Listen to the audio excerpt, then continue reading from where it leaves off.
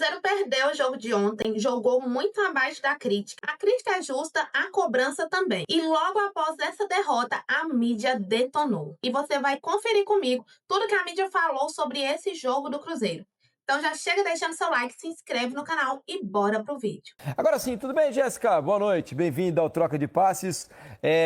A situação do Cruzeiro é que tá difícil nesse começo de campeonato, né? Pra gente que considerava o Cruzeiro e considera, imagino eu, ainda um postulante a título brasileiro, o início é muito ruim. O Cruzeiro tá na zona de rebaixamento, é o penúltimo colocado, só 2 pontos em 5 jogos. São 2 empates, 3 derrotas e não conseguiu vencer nenhuma vez. Preocupa esse começo do Cruzeiro, né, Jéssica? Boa noite. Boa noite, Felipe, Mansur, todo mundo está nos acompanhando. Uma boa noite para todo mundo. É um início bem ruim no Cruzeiro, diferente do que a gente imaginava, né? Tudo bem que acho que aquela perspectiva que a gente fazia do Cruzeiro era pensando no trabalho de Leonardo Jardim, e aí Tite assume e as coisas não se desenvolvem da maneira que se imaginava. Nessa rodada, pontualmente, né, Inter e Cruzeiro com uma campanha muito semelhante, de apenas 2 pontos em 5 jogos. Início muito ruim dos dois, né? Claro que a gente está falando de 5 rodadas, isso não representa o campeonato inteiro. Acho que as duas equipes não pertencem à zona de rebaixamento, muito pelo contrário. O Cruzeiro eu continuo colocando ali como um dos favoritos para buscar lá em cima o campeonato, né? Mas ainda assim, e o Inter mais para cima da tabela, sem dúvida. Só que o início não está legal, né? E a pressão aumenta mesmo que o Cruzeiro tenha recém vencido o campeonato estadual. A gente sabe que ameniza um pouco, mas a cobrança já era grande antes. No caso do Inter, que perdeu o estadual, essa cobrança vai aumentar cada vez mais. Agora, gostei do jogo no Maracanã, acho que foi um jogo bastante movimentado, diferente de como o Flamengo vinha jogando, do que a gente via do Flamengo, muito por conta dessa postura diferente que o Flamengo tem agora com o Leonardo Jardim. Acho que a gente já consegue ver um pouco disso, dessa mudança de características, dentro do que o Mansur já estava falando. É um Flamengo que não faz o tempo inteiro aquela pressão alta, que a linha nem sempre de defesa está tão alta assim para fazer aquele abafa na equipe adversária, já fica um jogo de um pouco mais de trocação. Tem pontos negativos nisso, que é um jogo mais corrido e que cansa talvez mais, mas eu acho que ao mesmo tempo é inteligente para talvez proteger um pouquinho a defesa. A defesa do Flamengo estava muito exposta com o Felipe e essa está sempre jogando muito alto, tomou vários gols assim. E às vezes em ter essa postura comedida em alguns momentos, um pouco mais equilibrada, sem ser retrancada, longe disso, ainda é um time ofensivo, acho que isso protege um pouco os seus zagueiros, sua linha defensiva, que vinha sofrendo. E acredito que no andar da carruagem, essa questão das bolas esticadas, que às vezes o time não sustenta, enfim, pode ser aperfeiçoado. Eu fiquei na dúvida um pouco sobre o momento em que o Tite ia fazer a substituição e tentar jogadores de mais velocidade, de mais mobilidade pelos lados do campo. Até entendo, né, às vezes a demora, né? Acho que o torcedor, né, pelo que eu percebo também nas mensagens aqui, o torcedor ficou um pouco incomodado com a demora em colocar, por exemplo, o Wanderson, o Arroio, né, que são jogadores que têm essa característica, mas o jogo contra o Flamengo, embora o Cruzeiro estivesse perdendo naquela altura, né, 1-0, era um jogo bastante particular, né, porque se você dá muito espaço para o meio-campo, o Flamengo começa a dominar as ações de uma maneira que te impede de chegar ao ataque e fazer com que as jogadas se tornem mais perigosas. Então, acho que o Tite deve ter ficado num dilema ali, né, até que ponto perder um pouco mais o meio-campo e ganhar alguma agressividade com jogadores de maior velocidade,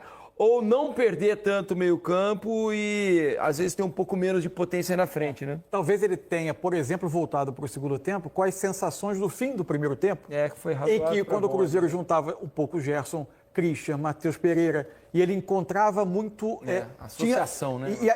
E o Cruzeiro estava encontrando muito passe já na parte final do primeiro tempo, que rompia a linha de meias do Flamengo. A linha defensiva do Flamengo defendeu, protegeu bem a área e protegeu bem o gol. Mas a linha de meias, o Cruzeiro encontrava um espaço por ali. E quando esses jogadores se juntavam, surgiam algumas dinâmicas até que o Cruzeiro tentasse criar suas oportunidades. Então, talvez a volta para o segundo tempo tenha sido manter essa ideia para ver se consegue chegar ao gol. Só que o time não manteve o futebol, né? E o Flamengo defendeu melhor. O Cruzeiro melhor. não manteve o nível de atuação e o Flamengo defendeu melhor. Nesse jogo, a gente viu em poucos momentos a linha defensiva do Flamengo desfeita. A última linha desfeita. E isso se dá muito pela falta de movimentação do Cruzeiro ali. Talvez por uma orientação do Leonardo Jardim, por essa mudança um pouquinho de postura. Dos jogadores também, né, Jé? Mas o Cruzeiro assim, não tinha um exato, jogador... sem o Caio Jorge, olha como faz falta. Você pode ter um trio de Caio meio Jorge, de muita com qualidade. com a velocidade, ele vai empurrando a linha para trás arrasta um e vai zagueiro. deixando um pouco mais de espaço para o Matheus Pereira jogar, Exato. para o Lucas Silva acertar um chute, né? O Lucas tem bom chute. Ele vai bagunçar, ele É. vai no mínimo bagunçar, no mínimo ele vai arrastar um zagueiro com ele nessa profundidade que ele faz. Sem ele, o Cruzeiro perde muito. O Cruzeiro, desse mesmo treinador que hoje é do Flamengo, do Jardim, ano passado, era um Cruzeiro forte muito por isso, por essa pressão que fazia com o Caio Jorge. Eu esperava que mesmo sem o Caio Jorge, o Tite fosse fazer com que o Cruzeiro fizesse essa pressão. Qualquer time que chegar no Maracanã e não fizer pressão, pode acontecer, obviamente, como nós vimos aí, o Lanús que não fez pressão e acabou sendo campeão. Mas com o passar do tempo, esse Flamengo ele vai evoluir. O Flamengo vai melhorar, os jogadores vão estar muito mais confiantes. E o time que chegar aqui e deixar o Flamengo jogar, deixar o Flamengo ter espaço para criar, é natural que perca. Acho que concordo com essa questão da profundidade, que foi o que faltou, e aí eu acho que não foi nem só a questão do Caio Jorge. Acho que é a questão de característica dos jogadores de lado mesmo. Porque, como o Coutinho disse, o Cruzeiro melhora a partir da entrada de jogadores que são mais de velocidade, de ataque ao espaço. Ele entra com a opção do Gerson pela esquerda e do Christian pela direita, que são mais meias que jogam abertos pelo lado do campo, trazendo esse jogo, buscando mais o jogo por dentro, do que exatamente esses jogadores de velocidade e profundidade. O Cruzeiro melhora no segundo tempo. Um time confortável também em controlar o jogo sem a posse de bola, como era o Cruzeiro no ano passado.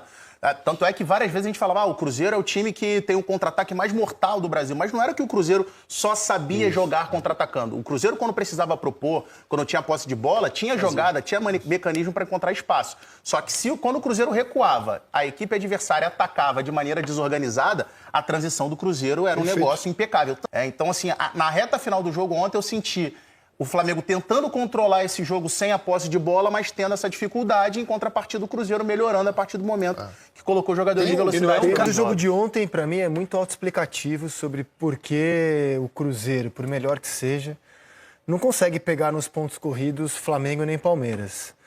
Os 11 do Cruzeiro, ele consegue num jogo de volta, tanto que no ano passado ele superou o Flamengo e o Palmeiras, se você somar os jogos de volta, né? Ele empatou com o Palmeiras como visitante, empatou com o Flamengo como visitante e ganhou dos dois como mandante. E ontem que perdeu do Flamengo, mas jogando bem, né? Teve chances.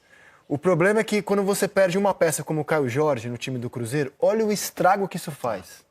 Olha, a gente está comentando aqui a falta que ele fez, olha o estrago. E o Flamengo perde um jogador como o Arrascaeta, por exemplo, ele tem como repor. Então essa é uma dificuldade que times mais normais, como o Cruzeiro, não conseguem pegar nos pontos corridos os elencos de Flamengo e Palmeiras. Assim, em condições normais, se a gente for ver, a temporada do Cruzeiro no ano passado, de certa forma, foi surpreendente.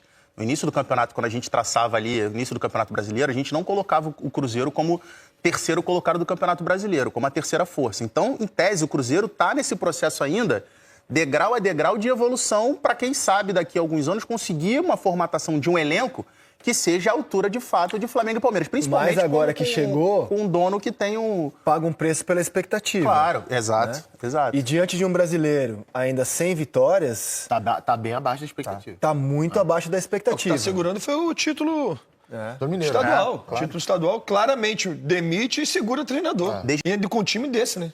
Time tão bom como é o do Cruzeiro. E não vamos esquecer a contratação que foi feita do Exatamente. Gerson, que é um Já jogador falamos que, sobre ela. dentro da posição dele, em forma, cara, é um dos melhores do país. Se não for o melhor da posição E a dele diferença é que aquela temporada de 2015 do Cruzeiro, o Cruzeiro vinha de um bicampeonato brasileiro de 2013 e 2014. Então, a torcida ainda estava naquele êxtase. Esse ano a situação é diferente. De Cruzeiro e de Tite, Adenor Bach, olha, foi campeão mineiro no fim de semana, mas hoje perde e segue pressionado. São 16 jogos à frente do Cruzeiro, com 8 vitórias, 2 empates e 6 derrotas. 54,2% de aproveitamento, com 24 gols marcados, 17 gols sofridos e um título, como eu mencionei, título do Campeonato Mineiro. O Cruzeiro de Tite não venceu ainda no Brasileirão, 2 empates e 3 derrotas, quase venceu o Corinthians, tomou um gol no finalzinho. Hoje, fora de casa, óbvio, enfrentar o Flamengo no Maracanã é tarefa árdua para qualquer equipe, e o Cruzeiro hoje não foi bem. Aí eu te digo, meu velho, mesmo com o título mineiro, primeiro resultado sendo adverso, uma derrota, a pressão já retorna, o Cruzeiro é o 19º, não venceu. A gente não tem vida fácil no Cruzeiro, cara. Não tem. É claro que a gente não esperava o Cruzeiro começar com 100% de aproveitamento, ser a equipe que se impõe nesse início de temporada, porque ninguém tem sido. Mas é o que eu falo, 2 pontos e 15 é muito pouco.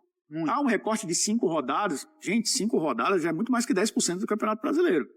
E isso, claro, pesa bastante quando você olha para um horizonte onde tem Copa do Brasil, onde tem Libertadores, né, onde o Cruzeiro vai voltar a disputar a Libertadores, que é onde o Leonardo Jardim quis que o Cruzeiro estivesse, né, quando ele foi eliminado da Sul-Americana, conseguiu. Então, acho que é um recorte muito pequeno ainda, mas para o Campeonato Brasileiro é muito pouco, Johnny, porque a gente, daqui a pouco começa a Libertadores. Vem o sorteio. O sorteio acontece, vai acontecer na semana que vem, na quinta-feira que vem, e aí os dirigentes vão olhar, nossa, olha o nosso grupo, que não vai ser grupo fácil, a gente sabe. E aí já começa uma pressão de lidar com o Campeonato Brasileiro e lidar com o Libertadores. Ainda mais começando tão mal. E começando tão mal, você vai priorizar o quê? Se você começa mal o Campeonato Brasileiro e tem uma Libertadores difícil pela frente, você vai poupar jogadores no Brasileiro estando na zona de rebaixamento, essa conta não fecha. E o Cruzeiro, por mais que tenha contratado bons jogadores, ainda carece de uma profundidade maior no elenco para lidar com essas competições de alto nível. O Flamengo está passos à frente, o Palmeiras está passos à frente, o Cruzeiro está se reconstruindo. E é um time titular muito forte. É um time que pode jogar muito mais. Tem 2, 3, 4 jogadores que vêm do banco que ajudam muito também. Mas a gente sabe que é um processo de reconstrução. Mas essa reconstrução já mostrou frutos na temporada passada. Esse início de temporada do Cruzeiro é preocupante, não no sentido, vai brigar para não cair. É preocupante no sentido de projetamos o Cruzeiro, né? Projetamos algo para a temporada, protagonismo, brigar por títulos e começar o Campeonato Brasileiro com 2 pontos, não dá esse recado para a competição, a não ser que você faça uma arrancada espetacular, como muitos times fazem, mas, repito, tendo Copa do Brasil, tendo Libertadores, é um pouco mais difícil isso acontecer. São menos semanas de treinamentos, porque você tem uma agenda cheia até a Copa do Mundo. E o que exemplifica como o Cruzeiro hoje ainda sofre com um elenco não tão linear é como o Caio Jorge, por exemplo, faz tanta falta num jogo como esse. Sim. Hoje o atacante foi o Villarreal, que não fez uma boa partida. Inclusive, falhou ali no gol inicial do Pedro, dando um passo para trás. O Fagner deu uma dormida também. Olha, noite para se esquecer do Cruzeiro. E é isso, pessoal. Comenta aí o que mais te incomodou nessa partida. Não se esqueça de deixar seu like e se inscrever no canal. Tamo junto e até o próximo vídeo.